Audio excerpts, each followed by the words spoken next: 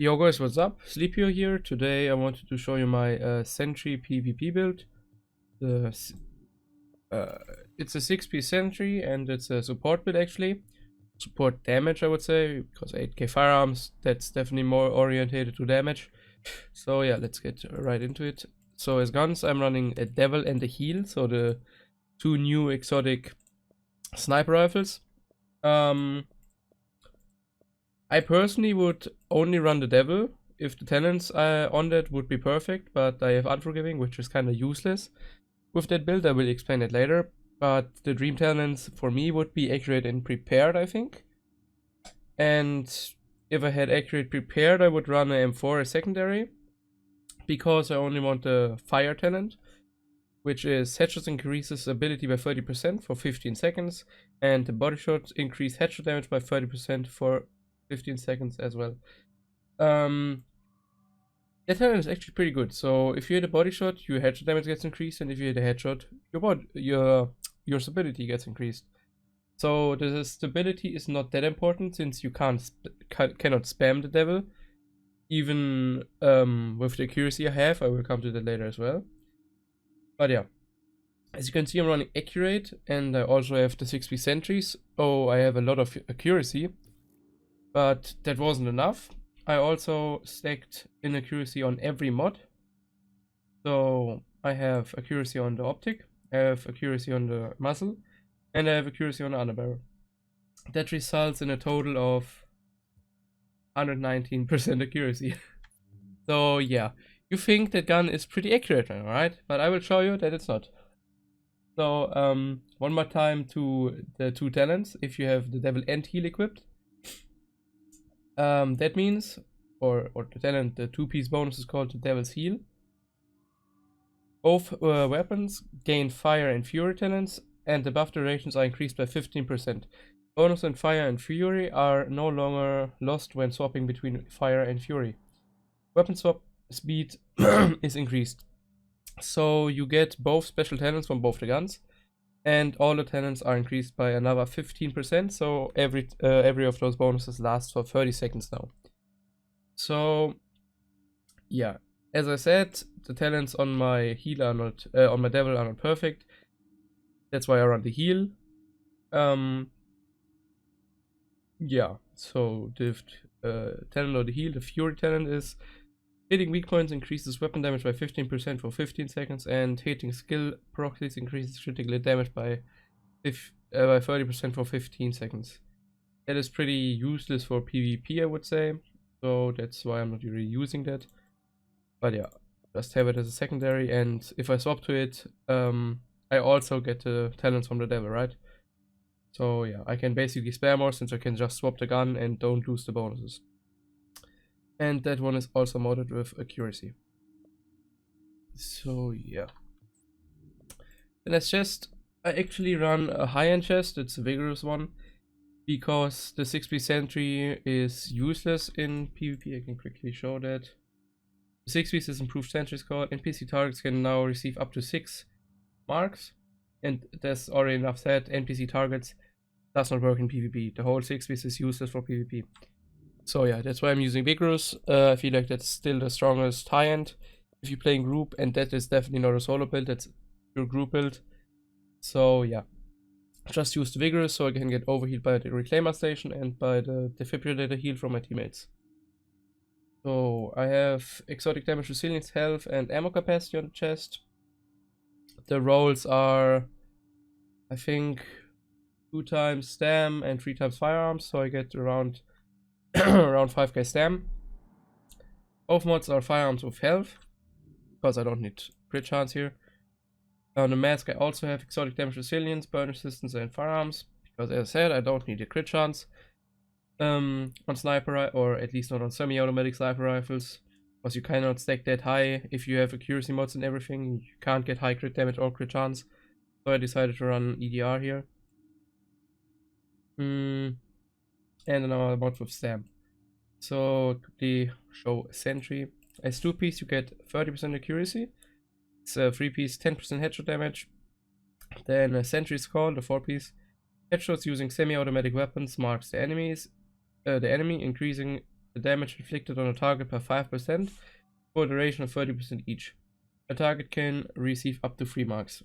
So that means in PvP you can headshot a target up to 3 times, or headshot him, and after 3 times, or after 3 headshots, he has 3 stacks, and that's more damage for the whole team for 30 seconds, and the damage is 15%. Because 5 times 3 is 15. The 5 piece gives you another 15% accuracy and 15% headshot damage, so you have 45% accuracy just from Sentry and 25% headshot damage. It's pretty good. Then the knee pads, Sentry again, with firearms, health, burn shock, bleed resistance. Bleed resistance is not perfect. You rather want disrupt resistance right here. Yeah, then another mod with stam and pulse critical hit chance, since I am the pulse in the group. The Sentry backpack has stam, health, and ammo capacity. Ammo capacity because actually without ammo capacity you will run out of ammo quite quick. Even with the backpack on ammo, I have only 250 bullets, and with semi-automatic snipers, that's not too much. So yeah, I would recommend running ammo capacity here, and definitely also on the chest, otherwise you will have a problem. And yeah, another mod with stamina and 2 pulse critical hit chance performance mods.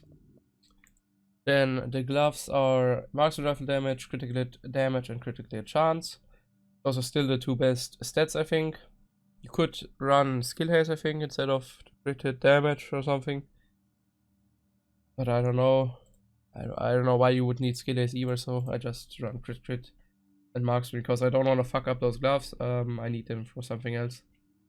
That's why I did not reroll them. Yeah. Then my holster has actually skill haze, even though I said it's kind of useless. But skill haze is still, if you don't run crit chance on the holster, skill haze is the next best stat, because 8k health is literally nothing, and yeah, I rather have 7% skill haze, even though it's not much. And on the holster, as always, just get high main stats. So yeah, that was basically the build. As you can see, I have 470k toughness. The DPS is pretty high, 700k. I mean, yeah, that's realistic. So yeah, perfect. Quickly go over my stats, I guess. So yeah, 5% crit chance. If I had crit chance on the mask and on the holster, it would be increased by 8%, so still it's nothing. And no crit damage, as you can see either. 200% headshot damage, which is enough, I would say. You should not run headshot mods on that build, because you already have a really high given amount of headshot damage on the snipers. 200% is definitely enough in my opinion. Then yeah, as I said, accuracy 120%. I will quickly show how the reticle looks with that much accuracy. The range is obviously pretty high because it's a sniper rifle. Reload time is good, but if you reload, the bonuses, the Devil and Fury bonuses are cancelled, so that's why running both guns is pretty good, since you can just swap between them, and you have basically 66 bullets. Yeah, 7% skill haze, 320k overall health, armor is not maxed. Bit bleed, 21% exotic damage resilience, burn resistance, shock resistance, yeah, that's basically it. So to my skills, as I said, I'm the pulse in my group, so I run Scrambler Pulse. Has 15% crit chance at least, that supports my team a little bit. For me it doesn't really matter, as I said, I don't hit too many crits. And Station or Immunizer, just to blow it up to get health. Tenants are a bit different on that build. I'm running Combat Medic, Strike Back. I don't even know if Strike Back is... I should probably run Crit Save instead. Yeah, Crit Save, Combat Medic, Precision, and Steady Hands. Steady Hands, enter cover to reduce recoil by 25% for 10 seconds. And yeah, normally I don't have trouble with recoil, but with that gun I can quickly try to control one mag, but just dragging down the mouse without the talent. I will also show it with, but that will require a few mouse pads, so let's start.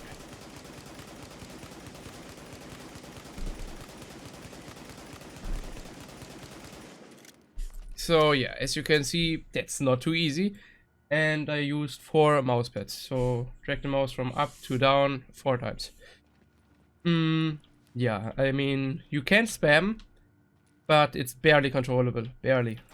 So let's see in cover. I don't know how good it is. I never really tested it to spam. But I can already feel the difference. Yeah. If I sit in cover, I can drag down the mouse one time and it's enough. So yeah, it definitely helps a lot. Let's see how much I actually get. I get 25% stability from the talent, no accuracy. So yeah. With only 2% stability, I can't expect the gun to not hop up like crazy. But the point is not to spam the gun, because with that radical bloom you cannot hit headshots anyways. You can hit headshots in dead range, yeah. It's like 2 meters. And if they stand still. If they move around, it's already hard. So in dead range, if they move around, you just spam the body. And longer ranges, you try to go cover and shoot the head slowly. As you can see, the radical, it resets super fast. So you can spam in a decent speed, but you can't full spam. So yeah, that's what the accuracy does. It's not too much. As I said, for 120% accuracy, that is not too much. But yeah, with 0% accuracy, it would be like, I don't know, it would be super slow and you couldn't even play that. So yeah, you really need the accuracy if you want to play that build. I don't think it's one of the best builds at the moment, because the recoil is way too hard to control, the radical spread is too big, and I don't know.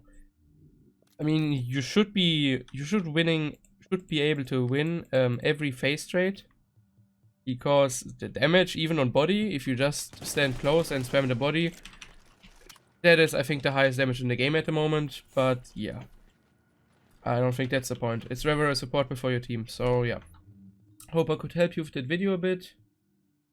And yeah, I don't think I will add gameplay in that video, because I already made a video with gameplay.